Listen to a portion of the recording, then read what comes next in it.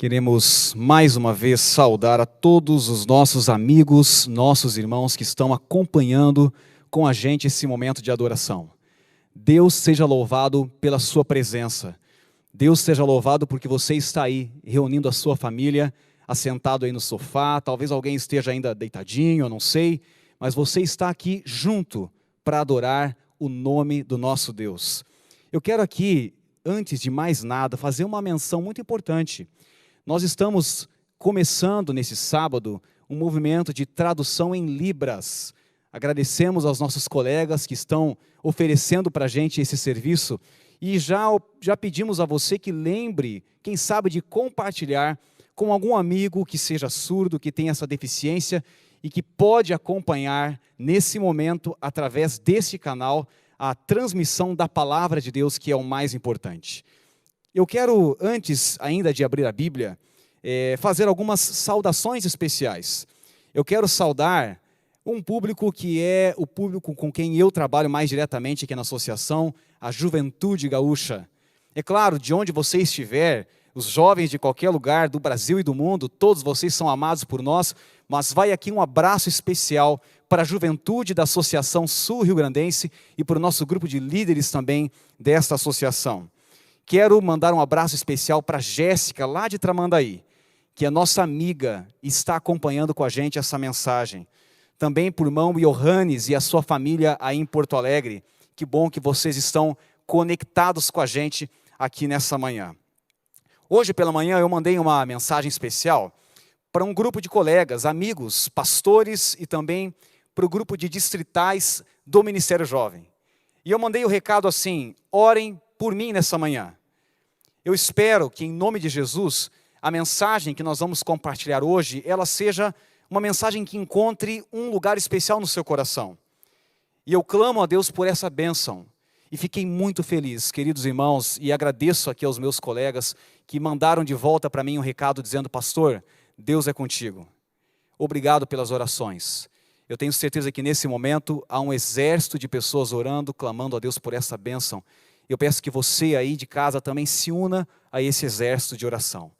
E para a gente começar, abrindo a palavra de Deus, nós vamos orar mais uma vez, pedindo que Deus nos ilumine nesta hora. Aproxime aí a sua família, pegue na mão da sua esposa, traga os seus filhos para bem pertinho de você. Se você estiver sozinho, não se preocupe, Deus está aí do seu lado. E nesse momento nós vamos orar com uma grande família da Associação Sul-Rio-Grandense e dos seus amigos também. Oremos. Pai querido, Deus eterno, nós louvamos o Teu nome mais uma vez por tudo que nós estamos vivendo nessa manhã de sábado. Pelos louvores cantados, pelos testemunhos. E agora, Senhor, nós rogamos ao Pai que derrame sobre nós o Teu Santo Espírito. Que eu aqui da frente e as centenas ou milhares de pessoas que estão acompanhando com a gente esta mensagem, todos nós estejamos unidos pelo poder do Espírito Santo que age em nós. E que a mensagem da Tua palavra seja poderosa, que eu seja apenas um instrumento em Tuas mãos e que o resultado dessa mensagem seja a esperança chegando em cada lar. Nós oramos em nome de Jesus. Amém, Senhor. Amém. Eu quero convidar você a abrir a sua Bíblia comigo lá no livro de Atos, capítulo 16. E nós vamos ler um versículo apenas nesse momento, o versículo 10 do capítulo 16. E depois faremos algumas considerações à introdução dessa mensagem. E logo depois vamos explorar novamente essa história, que para mim é uma das grandes histórias da palavra de Deus. O apóstolo Paulo é, sem nenhuma dúvida, para muitos de nós, o personagem preferido da Bíblia. E de fato, ele é um personagem que se coloca nessa posição devido às suas características, a maneira como o apóstolo Paulo conduziu a sua vida, dedicou a sua vida ao Senhor. Vamos ler esse texto, Atos capítulo 16 e o versículo 10, que diz assim: assim que teve a visão, imediatamente procuramos partir para aquele destino, concluindo que Deus nos havia chamado para lhes anunciar o Evangelho. Deus havia nos chamado para anunciar o Evangelho. Nessa introdução, eu gostaria de perguntar para você, se você seja membro dessa igreja, de outra igreja, ou quem sabe apenas um interessado na palavra de Deus, você se sente chamado por Deus? Você se sente chamado por Deus? Muitos dizem assim, eu não sou chamado, eu sou um voluntário. Semana passada eu terminei de ler um livro pequeno, chamado Geração Radical, de um autor chamado Naor Pedrosa, onde ele faz uma diferença entre voluntários e chamados. E ele diz o seguinte, na obra de Deus não há voluntários, mas sim chamados. Voluntário é aquele que até pode ter um cargo, mas não tem encargo. Cargo é a posição que as pessoas possuem dentro de uma organização. Encargo é um desejo profundo do coração, compartilhado com aqueles que fazem parte de um mesmo organismo. Voluntários querem fazer as coisas na igreja para se sentirem bem. Servem a Deus enquanto lhes é conveniente, mostrando que possuem no máximo, entre aspas, no máximo, um Salvador. Mas os chamados servem a Deus em todo o tempo, inclusive quando não lhes é conveniente. Não possuem apenas, entre aspas, mais uma vez, um Salvador, mas Jesus é para eles um Senhor. Foram comprados por um alto preço, possuem um dono e o servirão dia e noite, até que venha o seu reino. Essa é a diferença entre aquele que é chamado e voluntário. Eu quero lhe fazer uma pergunta. Você se sente chamado ou voluntário? Qual é o tamanho da sua fome de Deus? Lembre-se do texto de Mateus capítulo 5, a bem-aventurança, Mateus 5, verso 6. Bem-aventurados os que têm fome e sede de justiça, porque serão fartos. Conta uma história que certa vez um menino chegou diante de um sábio e perguntou a esse sábio, Senhor, por favor, qual é o caminho da justiça? Qual é o caminho da justiça? O que eu posso fazer para encontrar o caminho da justiça? Aquele sábio levou esse menino até a beira de um rio, afundou a cabeça desse menino, desse jovem, dentro do rio, dentro da água, como se estivesse assim para afogá-lo, e o menino ficou desesperado, tentando sair de todas as formas, até que de repente, ofegante, ele sai para fora da água, e sem entender muita coisa, ele ouve a pergunta do sábio mestre. E o sábio pergunta a ele assim, meu filho, o que mais você desejou enquanto estava com a sua cabeça dentro da água pensando que poderia se afogar? E a resposta do menino foi, ar. Eu queria ar, só ar. Então ele respondeu assim, quando você desejar a salvação e a justiça com essa mesma intensidade, então você encontrará. Com que intensidade, querido irmão, querida família, com que intensidade você está buscando o Senhor? Você tem fome de Deus? Você tem consciência de que nós estamos numa grande batalha entre o bem e o mal? Você tem consciência de que a nossa luta não é contra a carne e o sangue, mas contra as potestades e os poderes do mal? Existe uma batalha entre a nossa natureza carnal e a natureza espiritual. Enquanto não tivermos a consciência da batalha entre a luz e as trevas, entre o bem e o mal, nós estamos em um terreno perigoso.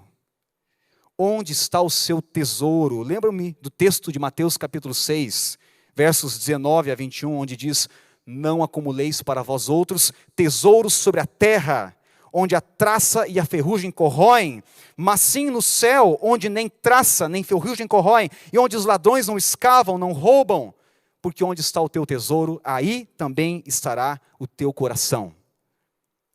Você é um chamado ou você é um voluntário? Onde está a sua mente? No céu ou nas coisas da terra? Me lembro de um outro texto lá de 1 João capítulo 2, o verso 15. Não ameis o quê? Não ameis o mundo, nem as coisas que existem no mundo. O mundo passa, as coisas do mundo passam, mas as coisas de Deus são eternas. E quantas vezes, queridos irmãos, Quantas vezes, papai, mamãe, quantas vezes a gente coloca a nossa atenção naquilo que é transitório, naquilo que é passageiro. O último texto antes de voltarmos à história do apóstolo Paulo, que eu gostaria de deixar para você, é o texto de 1 Pedro, capítulo 2, o verso 9, que diz assim: vós, porém, sois raça eleita, sacerdócio real, nação santa, povo de propriedade exclusiva de Deus, a fim de proclamardes as virtudes daquele que vos chamou das trevas para a sua maravilhosa luz. Você tem um propósito, e eu quero dizer assim do fundo do meu coração, mesmo para você que não é membro batizado dessa igreja, e talvez nem sabe bem o porquê recebeu esse link ou porquê está acompanhando essa mensagem. Deus tem um propósito para a tua vida. Você crê nisso? Diga, eu creio. Deus tem um propósito para você, minha irmã. Ele escolheu você para algo muito especial. E cabe a nós aqui entendermos que somos raça eleita, sacerdócio real, nação santa, povo de propriedade exclusiva de Deus. Há um propósito para a sua vida. E aí eu volto para a história do apóstolo Paulo, porque esse homem é para mim um exemplo prático de alguém que compreendeu que há um propósito, há um sentido, e por isso ele viveu durante toda a sua vida servindo a Deus, colocando os seus dons e os seus talentos nas mãos do Senhor. Eu quero que você volte lá para o livro de Atos, e nós vamos ler alguns dos textos, alguns dos versículos do capítulo 16. Fica aqui um dever de casa, para você ao longo desse dia ler o capítulo 16 inteiro do livro de Atos. É uma história fantástica. Paulo e Silas, lá na cidade de Filipos, eles viveram realmente uma experiência intensa lá naquele lugar. Mas antes de eles chegarem em Filipos, os versículos 6 até o versículo 10, que foi o verso que lemos logo no início dessa mensagem, apresentam para nós o momento que antecedeu a viagem de Paulo. E o verso 6 diz assim: e percorrendo a região frígio-gálata. Preste atenção nessa parte.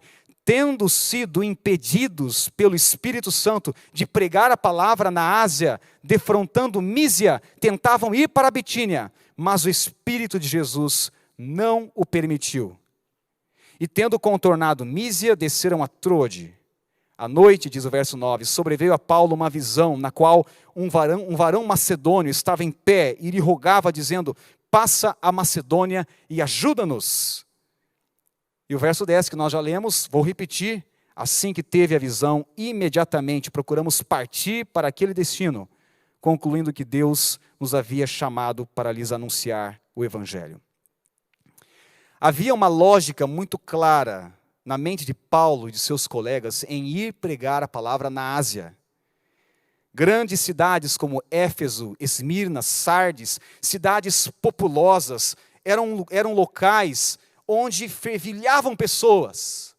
E ele entendeu que eles deviam pregar a palavra na Ásia.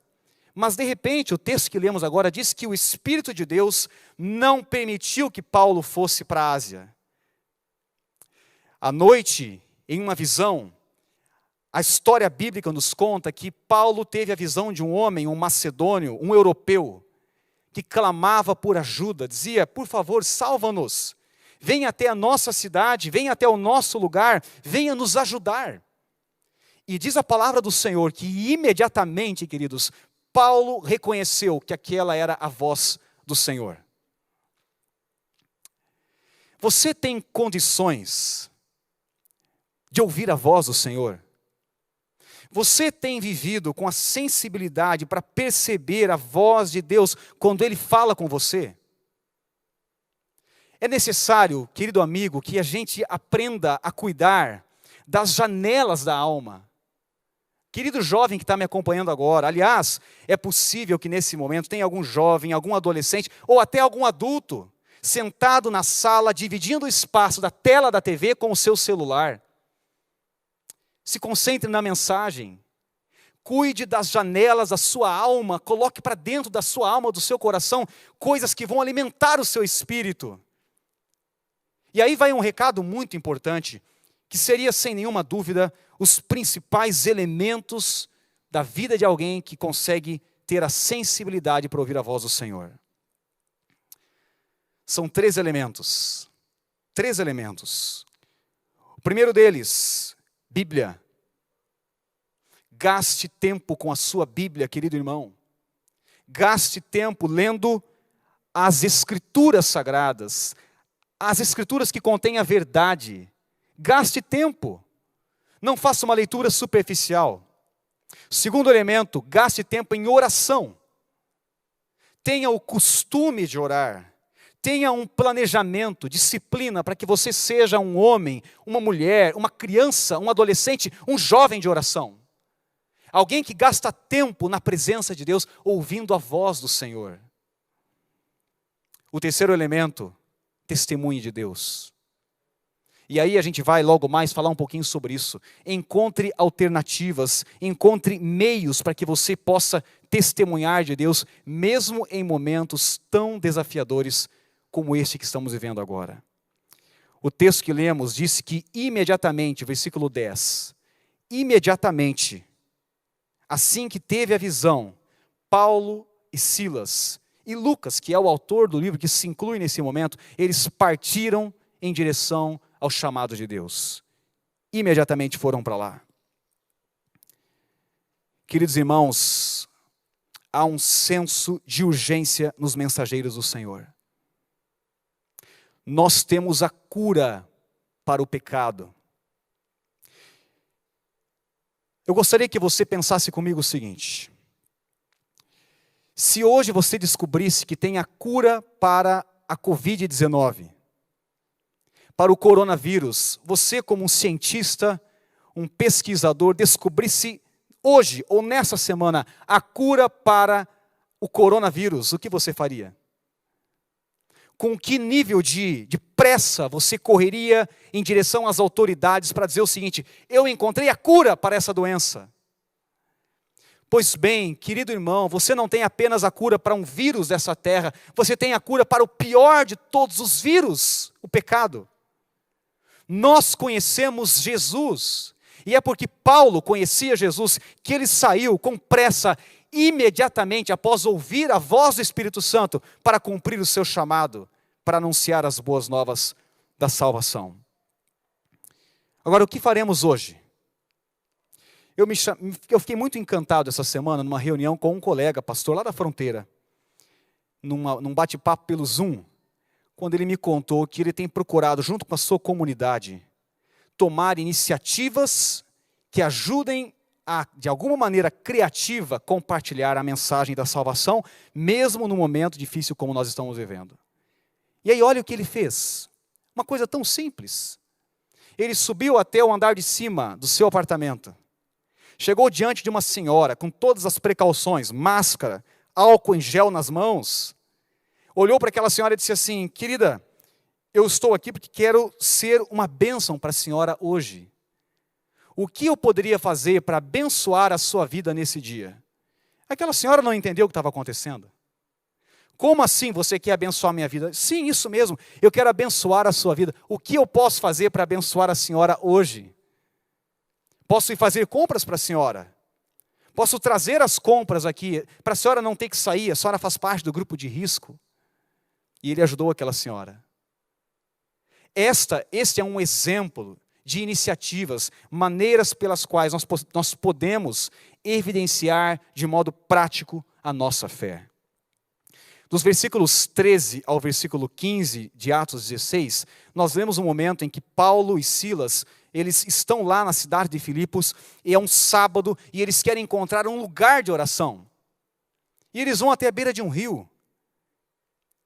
E aqui a gente poderia fazer uma longa fala sobre esse momento, com boas aplicações. Nós não temos muito tempo, mas, queridos irmãos, era sábado, era o dia do Senhor. E o apóstolo Paulo, ele sentia a necessidade de estar num momento especial de adoração, como nós estamos hoje. Ontem tivemos uma live do Ministério Jovem, um bocado de gente compareceu por lá, talvez você tenha estado com a gente também. Eu achei engraçado quando a Darlene, que é a cantora do Arte Trio, ela disse assim, fazendo menção ao Salmo 122, alegrei-me quando me disseram, vamos à live do Senhor. Hoje, talvez, essa live, esse momento que nós estamos conectados aqui e tantas outras pessoas ligadas em outros lugares, esta live se torna a casa de Deus, o nosso lugar de oração. E é por isso que eu tenho insistido com os pais, principalmente, a que tomem os seus filhos do seu lado e transformem a sua sala num ambiente de oração. Um lugar onde a gente realmente pode adorar o Senhor. Lá naquele lugar de oração, Paulo encontra uma mulher chamada Lídia, temente a Deus. Ela escuta com interesse a mensagem, ela aceita a verdade do Evangelho e é batizada. E logo na sequência ao batismo de Lídia, a sua hospitalidade para com os homens de Deus foi uma prova prática da fé genuína daquela mulher. Mas as coisas vinham muito bem até aqui. Até que a gente entra no versículo 16 da história de Atos, capítulo 16. Eles estavam pregando, anunciando a mensagem do reino, até que de repente, queridos, uma jovem possessa de um espírito adivinhador, está no verso 16, ela começa a perseguir o apóstolo Paulo e Silas por onde eles iam. E clamava, diz o verso 17, dizendo, estes homens são servos do Deus Altíssimo, e vos anunciam o caminho da salvação. Sabe o que me chama a atenção nessa história?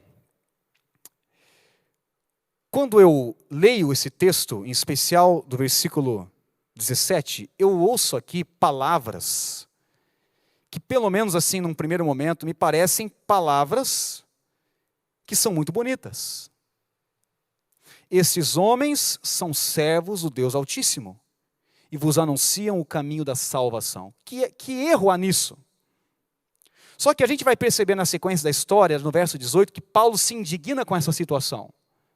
Ele percebe que aquela mulher fazia o que fazia, possessa por um demônio, por um espírito mau. E ele então liberta aquela menina. A menina, ela fica no seu são juízo. Ela passa a ter uma aparência bonita, como não havia há muito tempo atrás. Mas por que será que as palavras, estes homens são servos do Deus Altíssimo, incomodaram o apóstolo Paulo? No livro Atos dos Apóstolos, na página 212, nós lemos que o inimigo tentava misturar seus sofismas com a verdade de Deus. Procurava distrair o povo e trazia má reputação sobre os homens de Deus. Aqui é uma lição muito importante. Palavras não são suficientes. Palavras, elas podem até ter a construção certa, mas se elas estão com o propósito errado, de nada valem. Quantas pessoas naquele grande dia da volta do Senhor, a Bíblia fala que muitos dirão, Senhor, Senhor, porventura nós não profetizamos em Teu nome, não fizemos milagres em Teu nome, e Jesus vai dizer a elas assim, se afastem de mim porque eu não vos conheço. Quero que você preste bem atenção no que eu vou lhe dizer aqui agora, por favor. Há uma verdade na palavra de Deus. João capítulo 17, verso 17, santifica-os na verdade, a tua palavra é a verdade. Há um pensamento correto, há uma maneira certa de nós compreendermos a mensagem de Deus. Não é porque eu penso do jeito A, o João pensa do jeito B, o Paulo pensa do jeito C, que todos podem estar certos nas suas verdades relativas. Existe uma verdade e é seu dever, querido irmão. É seu dever, minha querida irmã, buscar na palavra de Deus, o que diz a palavra, examinai as Escrituras, porque julgais ter nelas a vida eterna. Examine você a palavra, para não depender de uma interpretação terceirizada. Não é porque o pastor Tiago diz que você tem que acreditar, você deve acreditar porque você leu a palavra. Porque você estudou, você compreendeu quais são os ensinamentos do Senhor Jesus para você. Existe sim uma verdade. Na sequência da história, porque Paulo, o apóstolo Paulo e Silas defenderam a verdade, e aquela mulher que, possuída pelo inimigo de Deus, atrapalhava a pregação do evangelho, você consegue imaginar a situação? Paulo tentando falar para uma comunidade, pregar a mensagem, e aquela mulher vinha gritando do lado: esses homens são servos do Deus Altíssimo. Ela podia falar as palavras certas, mas estava confundindo a mente do povo. Paulo expulsa o demônio dela, só que havia um porém. Aquela menina usada por Satanás, ela era explorada pelos homens que viviam naquele lugar. O inimigo de Deus, na sua experiência de milhares de anos, conseguia fazer algumas previsões. Ele não consegue enxergar o futuro, ele não tem poder para isso, mas pela sua experiência, ele consegue mais ou menos imaginar o que poderá acontecer. E muita gente usava aquela menina para fazer, entre aspas, adivinhações. Quando o apóstolo Paulo libertou aquela menina do poder de Satanás, ela não podia mais fazer as adivinhações. E aí o interessante, queridos, é que a gente encontra no livro Atos dos Apóstolos uma expressão muito interessante, dizendo que os homens, eles podem até tolerar religiões estranhas, especulações de filósofos, porém se alguma coisa ameaça as suas fontes de renda, a sua ganância reage com violência. O resultado, queridos irmãos, é que Paulo e Silas foram arrastados até a praça central da cidade, na presença das autoridades. E a multidão, diz o texto, verso 22, a multidão se levantou contra os discípulos. A multidão, embalada por um frenesi, o chamado efeito manada. Quantas vezes nós agimos assim? Movido pelo efeito manada. Porque todos estão indo numa direção, eu devo ir também. Porque lá na faculdade todos pensam de tal forma, eu devo pensar também. Porque em determinado lugar, você tem que entender que não é um produto do meio. Você não é um produto do meio. Você tem os seus valores, você tem as suas características, você tem os seus princípios da palavra de Deus, e é por esses princípios que você deve ser movido. Paulo e Silas foram então arrastados, tiveram as suas vestes rasgadas, foram açoitados. E aí, queridos amigos, a gente chega no momento alto dessa história. Quando o apóstolo Paulo, quando Silas se encontram no cárcere. E lá no cárcere houve uma ação, uma iniciativa totalmente do carcereiro. Você vai encontrar isso na leitura, na sequência do texto. Quando o carcereiro, por sua própria iniciativa, resolve colocar Paulo e Silas no cárcere interior e prender também os seus pés no tronco. Haviam dois tipos de cárceres nas prisões romanas. O primeiro, o cárcere superior, ele tinha a entrada de luz, de ar, mas no cárcere interior não havia nem luz nem ar, eles ficavam presos, e sem o mínimo de condição, era uma situação horrenda. Paulo e Silas se encontravam naquele lugar, e com os pés presos num tronco. Aquele tronco era usado como um instrumento de tortura. Paulo e Silas não conseguiam se mexer num lugar escuro, com as costas dilaceradas, com as feridas inchadas, com muita dor. E por que é que eles estavam naquele lugar? Por que é que eles estavam naquele lugar, querido? Porque, pense comigo agora, por favor, por que Paulo e Silas estavam em Filipos? Por quê? Eles estavam lá porque Deus mandou eles para aquele lugar. Estranho, não é? Paulo e Silas queriam ir para a Ásia. Eles queriam pregar em Sardes, em Éfeso, Esmirna. Mas Deus manda esses homens para pregar em Filipos. E quando eles chegam em Filipos, eles encontram um caminho de muitas adversidades. Foi esse o caminho que Deus escolheu para eles. Às vezes a gente não entende.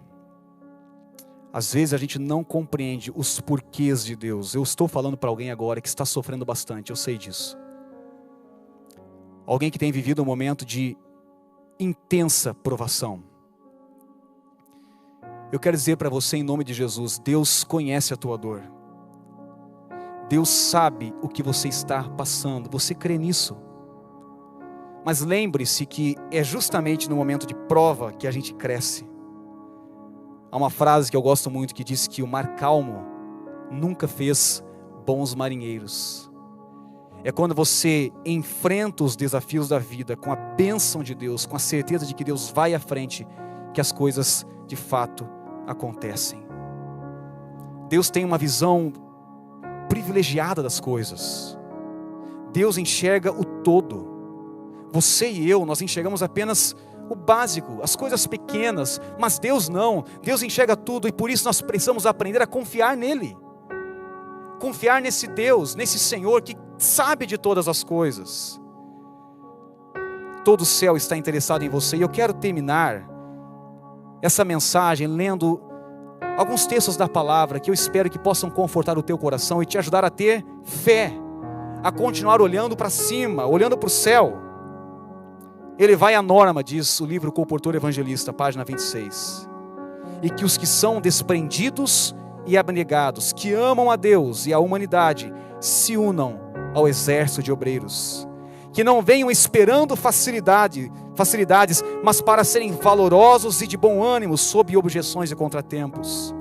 2 Coríntios 12, o verso 10. Pelo que sinto prazer nas fraquezas. Sabe quem disse isso? O apóstolo Paulo. Nas injúrias, nas necessidades, nas perseguições, nas angústias por amor de Cristo. Porque quando sou fraco, então é que sou forte.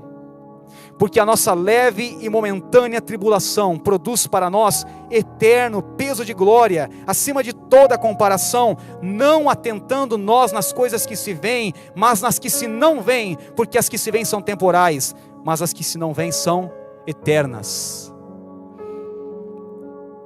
Tertuliano disse o seguinte, preste atenção por favor, preste atenção. Ainda que o corpo esteja encarcerado, ainda que a carne esteja na prisão, todas as coisas estão abertas ao Espírito. A perna não sente as cadeias quando a mente está no céu. Eu vou repetir. As pernas não sentem as cadeias quando a mente está nos céus. Isso não quer dizer que você não vai sentir dor. Você sim poderá sentir dor. Mas há uma certeza na sua vida que move o seu coração. Jesus em breve vai voltar. Vou repetir. Jesus em breve vai voltar. O dia da justiça vai chegar. E quando você crê nesse Deus extraordinário, quando você crê que esse dia da justiça vai chegar, você passa por todas as provações, entendendo que vai receber o eterno peso da glória.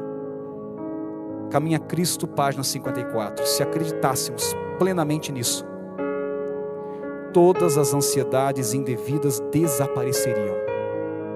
Nossa vida não seria cheia de decepções como agora, pois todas as coisas, grandes ou pequenas, seriam entregues nas mãos de Deus. E Ele não fica perplexo por múltiplas preocupações, nem subjugado por seu peso. Poderíamos então desfrutar o descanso que muitos de nós já faz muito não encontramos. Eu vou encerrar a mensagem. O anjo de Deus chega naquela prisão enquanto Paulo e Silas cantavam. E eles cantavam porque tinham realmente contato com Deus. Enquanto eles cantavam, os anjos vêm até a prisão. E o texto do livro Atos dos Apóstolos diz que os passos dos anjos fizeram abrir aquela prisão, fizeram acontecer um grande terremoto.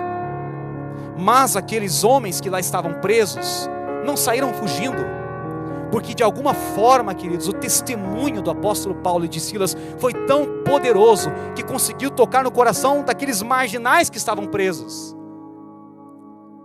E junto com esse momento extraordinário vem a conversão do carcereiro. O carcereiro, um homem cruel, que ele havia sido grande culpado por colocar Paulo e Silas no cárcere interior, por prender os pés no tronco dos dois homens de Deus. Quando ele percebe o terremoto, ele toma a espada, diz a Bíblia, e ele está a ponto de suicidar-se. Mas Paulo não tinha nenhum ressentimento daquele homem. Com muita dor, com muito sofrimento, o apóstolo Paulo pensava na salvação daquele outro homem, daquele carcereiro. E a Bíblia nos conta, queridos, que houve salvação naquele dia. Que tipo de cristão é você? Paulo agia dessa forma porque tinha uma certeza: Jesus em breve vai voltar. O dia da justiça vai chegar. Os resultados daquela viagem missionária: a conversão de Lídia, a jovem escrava que foi liberta, também se uniu à igreja, o carcereiro e sua família. E nesse grupo de conversos começava o grande movimento da igreja na região da Europa. Você está passando por lutas? Eu quero lembrar você o seguinte: você não é voluntário. Você está me entendendo? Você não é voluntário, você foi chamado por Deus para, mesmo em meio às lutas dessa vida, seguir em frente, acreditando nos planos, naquilo que Deus tem sonhado para a sua igreja. Eu vou terminar com o último texto aqui, Atos dos Apóstolos, página 219, que diz assim: nesse tempo, quando o fim de todas as coisas terrestres se aproximam rapidamente, Satanás faz desesperados esforços para enredar o mundo. Está arquitetando muitos planos para ocupar as mentes e distrair a atenção das verdades essenciais da salvação. Mas os fiéis mensageiros de Deus devem prosseguir firmemente com a sua obra. Revestidos com a armadura do céu, devem avançar destemida e vitoriosamente, jamais cessando de lutar, até que cada pessoa ao seu alcance tenha recebido a mensagem da verdade para esse tempo. Onde está a tua mente? Onde está o teu coração? Qual é o tamanho da tua fome de Deus?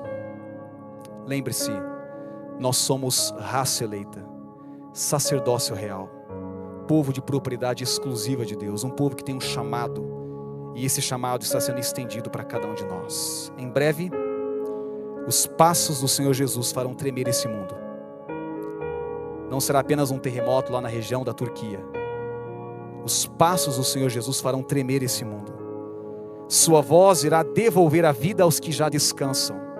Seremos transformados, redimidos. Ele vem para buscar e resgatar os filhos que tanto ama. Ele vem para acabar com o mal. E tudo isso será para sempre. Será definitivo. Isso foi o que Paulo fez. Ele acreditou nessa promessa e viveu por essa promessa. Nós vamos ouvir agora uma música muito especial com Douglas e a Bruna. Uma música que trata exatamente desse tema, para sempre. O que Deus quer fazer por você e por mim é para sempre. Creia nisso, por favor.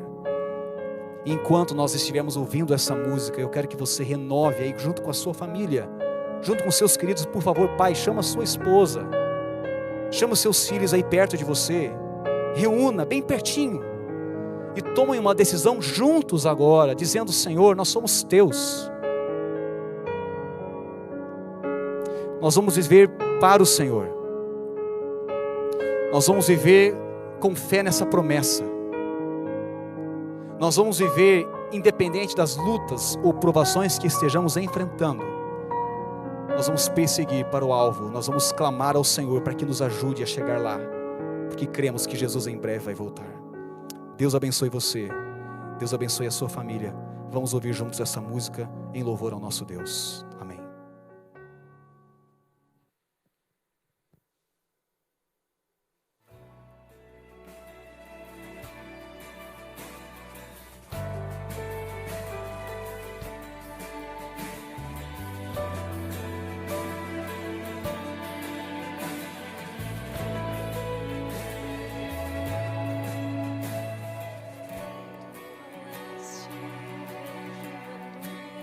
Menor que a mão de um homem, silêncio e respeito contidos no peito. O momento chegou, arco-íris no breu, mancho escuro do céu, que em coro celebra a Deus.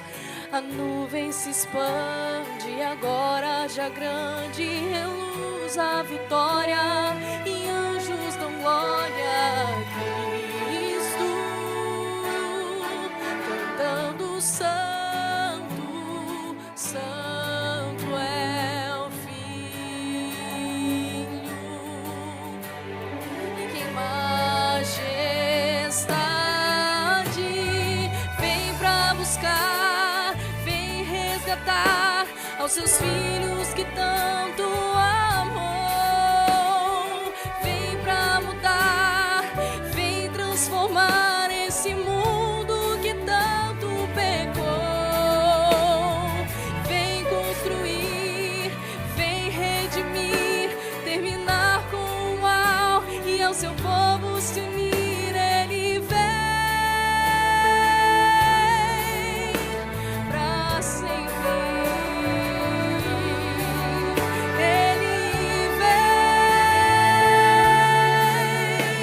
pra sempre.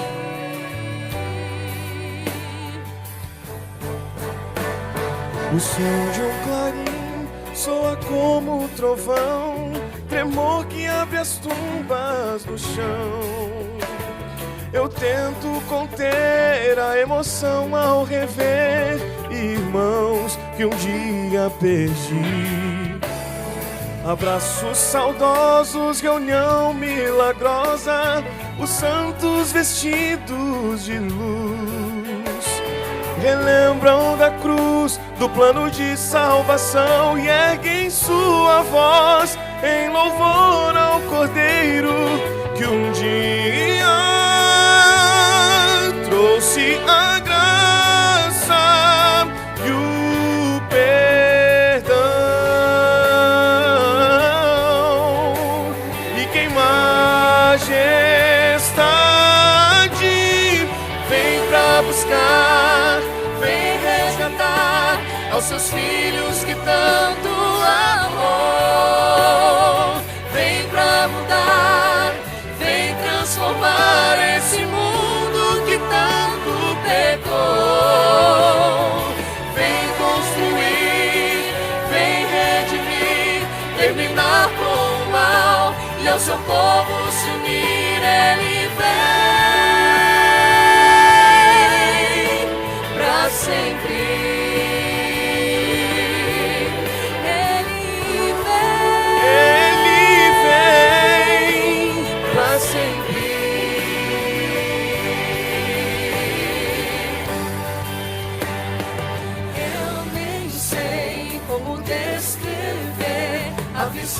De ter Cristo olhar pra mim, tocar suas mãos, marcas do amor, e ouvir o poder de sua voz a dizer: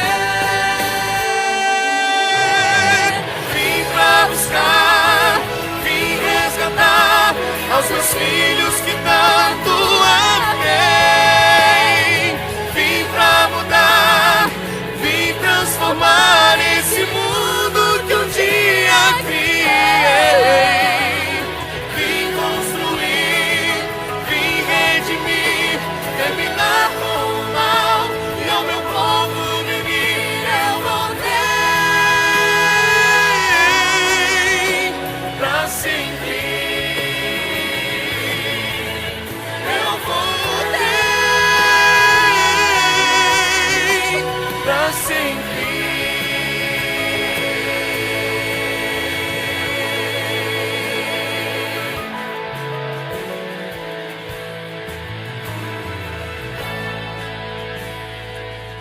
Amém, Senhor. Deus seja louvado por essa esperança extraordinária de que o nosso Senhor Jesus vem para acabar com o mal, vem para nos redimir, vem para nos resgatar. E Ele vem, e vem para sempre. Você crê nisso? Você crê que Jesus Cristo colocará um ponto final no sofrimento desse mundo e da sua vida de maneira especial também? Nós vamos orar agora, mas eu quero que você esteja de mãos dadas com a pessoa que está aí com você. Pegue na mão, por favor, dos seus filhos, da sua esposa, do marido, dos seus queridos. E se você estiver sozinho, eu quero que você erga a sua mão assim como eu. E através desse ato de levantar a mão, é como se nós estivéssemos pegando na mão do nosso Senhor Jesus Cristo. E vamos orar agora, entregando a nossa vida nas mãos deste Deus. Oremos. Senhor, nosso Deus e nosso Pai, muito obrigado, bom Deus, porque o Senhor nos concede esperança através das histórias da Tua Santa Palavra. Obrigado, Senhor, porque nós percebemos que mesmo na vida de grandes homens da história, eles não viveram em um mar de rosas. eles passaram por duras provas, mas venceram no poder de Cristo. Eles foram sim co-participantes dos sofrimentos de Jesus, mas a visão que eles tinham de que em breve Jesus vai voltar e que Deus fará justiça nesse dia, era o que eles precisavam para seguir em frente, enfrentando todas as lutas. Por isso, nessa hora eu entrego essa família nas tuas mãos, por favor. Toma esses queridos nas tuas mãos, Pai. Protege-os e dê a eles a certeza que ainda que eles venham a passar pelo vale da sombra e da morte, eles não precisam temer nada, porque o Senhor está conosco. Obrigado por essa promessa, obrigado por essa certeza. Nós entregamos cada amigo que está aqui conectado com a gente nas tuas mãos, e aqueles que virão a assistir essa mensagem depois também. Oramos em nome e pelo amor de Jesus. Amém, Senhor.